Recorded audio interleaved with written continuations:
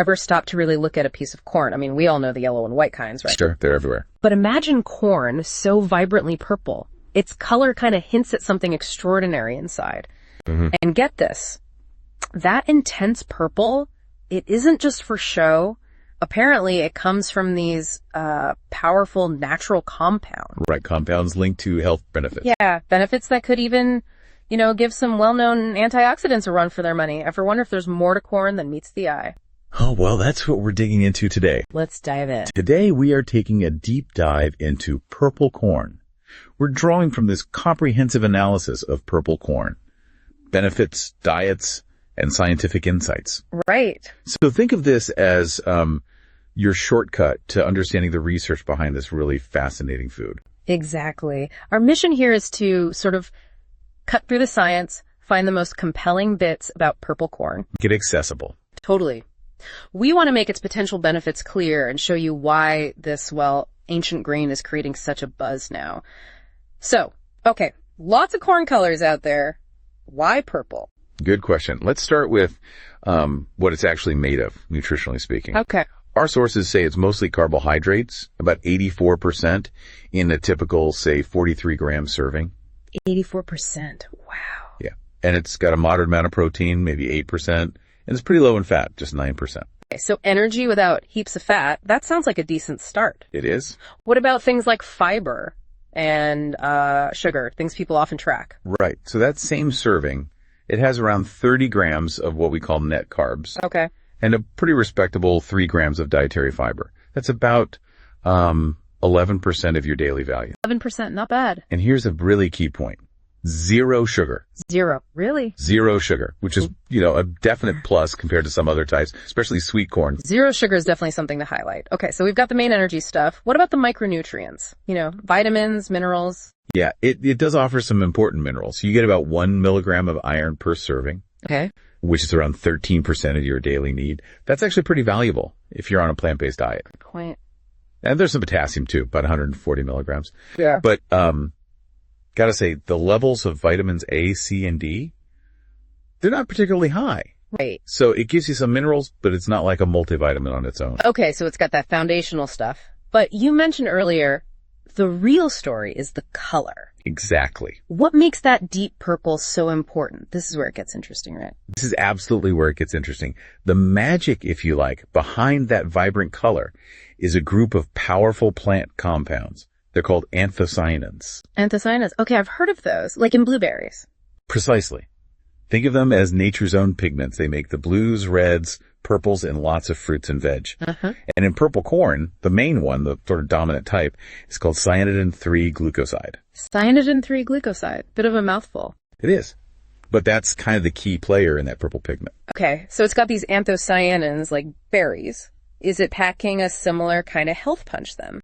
That seems to be the case. Yeah. And what's really impressive is the sheer amount. The concentration can vary, but we're talking from about 290 up to maybe 1,333 milligrams per 100 grams of dry weight. Wow, 1,333.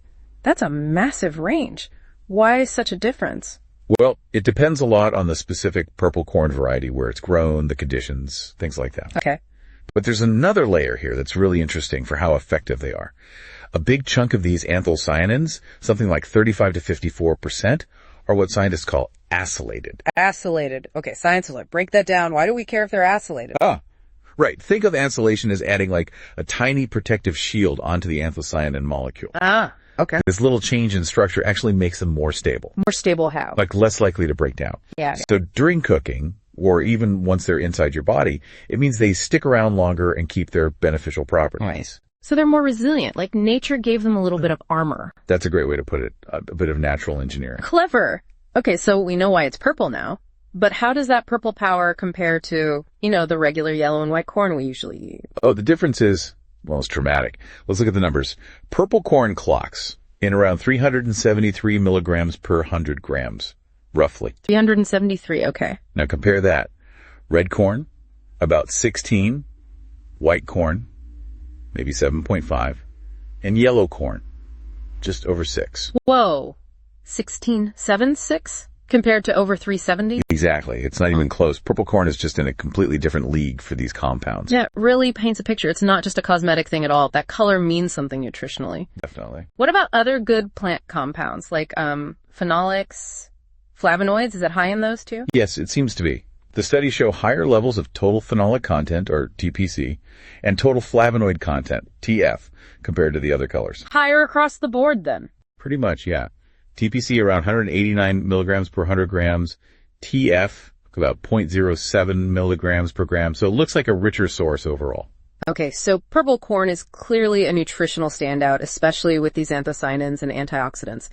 Now, the big question, what does all this actually do for our health? This is where it gets really interesting for you listeners. Right, so that super high concentration of anthocyanins, it translates directly to exceptional antioxidant activity. Okay. In fact, some research shows these purple corn anthocyanins are more potent antioxidants than even things like vitamin E. Wow. Or BHA, that preservative you see sometimes, or even catechin from green tea and quercetin. That's quite a list to beat. So what does being a superior antioxidant actually mean inside our bodies? Well, antioxidants protect our cells from damage. Damage caused by unstable molecules, free radicals. Wait, those damaging things. Think of them like tiny wrecking balls bouncing around inside, causing trouble. This damage, oxidative stress, it's linked to aging and, chronic diseases. The anthocyanins basically act like shields, neutralizing these free radicals before they do harm. Like tiny bodyguards for our cells. That's a good analogy. And it's not just about catching the bad guys directly. Oh. Purple corn can also help boost our body's own defense system. It enhances our natural antioxidant enzymes, things like SOD and CPT. SOD, C-A-T, okay. And at the same time, it seems to reduce the signs of damage to fats in our cells. That's called lipid peroxidation, like stopping your cell fats from going rancid, essentially. So it fights the damage and strengthens our internal defenses. A double whammy. Exactly. What kinds of health benefits could that actually lead to? The research points towards a pretty wide range. There are studies suggesting potential anti-cancer effects, anti-diabetic effects, even anti-obesity effects. Okay, the big ones. Yeah. And there's evidence for cardiovascular benefits too, like helping manage cholesterol and improving liver health by reducing fat buildup in the liver, sometimes called liver steatosis. That covers a lot of major health concerns. Anything else? Yeah, there's also research looking into benefits for eyesight and even kidney health, possibly protecting kidney cells from damage, especially the kind caused by high blood sugar. Wow, it seems like these anthocyanins are busy all over the body. Now, we've talked antioxidants, but what about inflammation? Purple corn is meant to be anti-inflammatory too, right? That's another really important angle. Purple corn extract seems to influence certain immune cells, macrophages. It encourages them to shift towards an anti-inflammatory state, which is good because chronic inflammation is, it's behind a lot of health problems. So it helps calm down the immune system's inflammatory response. Sort of nudges it in a better direction, yeah. And it can also interfere with a key pathway in the body that actually drives inflammation. It's called NF-kappa B. NF-kappa B, okay. By kind of dampening down that pathway, it helps reduce the production of molecules that fuel inflammation. That's pretty sophisticated stuff for a corn kernel, but Yeah. I remember reading, it's not just the kernels that are useful. You're absolutely right. The benefits go beyond the kernel. Take germination, for instance. Sprouting the corn. Yeah, letting the kernels sprout for a few days, maybe 72 hours at room temp. Studies show this can dramatically increase the total amount of those phenolic compounds. You're right. And it also boosts the protein content quite significantly. Huh. And as you'd expect, the antioxidant activity goes up too. So just letting it sprout unlocks even more goodness. That's cool. What about the parts we normally toss out? Husks, cobs. Is there value there? This could be big for sustainability. Absolutely. And this is where purple corn gets even more intriguing, I think. Research has found that the husks, the cobs, even the silks can have even higher concentrations of anthocyanins than the kernels. Higher? Seriously? Yes. In some cases, the husks can be nearly 19% anthocyanins by dry weight. 19%. That's incredible in the waste parts. Exactly. The stuff we usually just throw away. Yeah. So this opens up really exciting possibilities for, sustainable uses. Like what? Well, natural food colorings, obviously, but potentially also materials for things like solar cells. Solar cells from corn husks. Potentially. Yeah. And even exploring them for producing ethanol fuel. Wow. Food coloring to fuel. That's amazing versatility. And wasn't there a traditional drink made from purple corn? Yes, spot on. In Peru, there's Chicha Morada. Chicha Morada. It's made by boiling the purple corn kernels, often with foods and spices. And interestingly, even with the boiling, it still manages to keep a good amount of those beneficial compounds, including the anthocyanins. So ancient cultures already knew how to tap into this? Amazing. Now, okay, we've heard a lot of great stuff. Are there any downsides, things to be mindful of? Yeah, it's always good to have the full picture. While it's loaded with anthocyanins, purple corn does tend to have lower levels of carotenoids compared to yellow or red corn. Carotenoids like beta-carotene for vitamin A. Exactly. So that's something to consider for your overall vitamin A intake.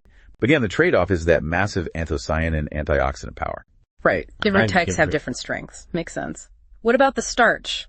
Fiber, how does it compare there? It does have a fairly high starch content overall.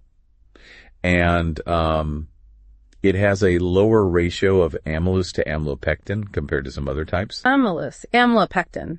What does that mean practically? It could potentially mean it has a higher glycemic index. So it might raise blood sugar a bit faster. Possibly, yeah. Worth keeping in mind. Yeah. But it still provides a decent amount of fiber, though sometimes you hear blue corn mentioned as being slightly higher in fiber. Okay. So something to note, especially for blood sugar management. How about cooking? Does heat destroy those precious anthocyanins? Good question. Cooking methods do matter. Boiling, like with the Chicha Morada, can reduce them somewhat. Right. But other methods, things like baking or steaming, seem to be better at preserving them. Okay, bake or steam maybe? Interestingly, though, there's some research suggesting that boiling purple corn juice for a short time might actually increase the available anthocyanins. Increase? By potentially reducing other compounds in the corn, anti-nutrients, that can hinder absorption. And on the innovation side, people are looking at encapsulation. Like putting the anthocyanins in tiny capsules. Kinda, yeah. Using things like zein protein or gum arabic to protect them during processing, especially from heat. Smart. Okay. Any other potential limitations we should mention? Just briefly, some studies hint that at very high concentrations, anthocyanins might potentially act as pro-oxidants. Pro-oxidants. The opposite of antioxidants. In very high doses, possibly. It just underlines the idea of, moderation and getting nutrients from a balanced diet, not mega doses. Yeah. And of course, more long-term human studies are always helpful. Right. Balance is key. Got it. Well, this has been a fascinating deep dive. Let's quickly recap the big takeaways for everyone listening. Absolutely. I think the standout feature is definitely that exceptional antioxidant power from the super high anthocyanin content, much higher than other corn. Right, and that translates to potential benefits like cardiovascular support, anti-inflammatory action, fighting that oxidative stress. Exactly. And we learned it's not just the kernel. Sprouting it boosts nutrients. And the husks and cobs. Yeah. Packed with goodies, potential for sustainable uses. That was really surprising. It really is. From traditional drinks to maybe food coloring or even energy. It's a pretty versatile and increasingly recognized resource. Yeah. There are considerations like the lower carotenoids, the starch profile, but overall it's an impressive package. Agreed. And with ongoing work on processing, it seems really promising. So here's a final thought for you. Could adding more purple corn to our diets be a simple, maybe powerful way to tap into some ancient wisdom for our modern health issues? And what other foods out there that we kind of overlook might be holding similar secrets? We've really only scratched the surface today. Sure. So what do you think about purple corn? Any questions pop up, head over to the comments section, share your thoughts. We genuinely love to hear what stood out to you or what else you'd like us to explore.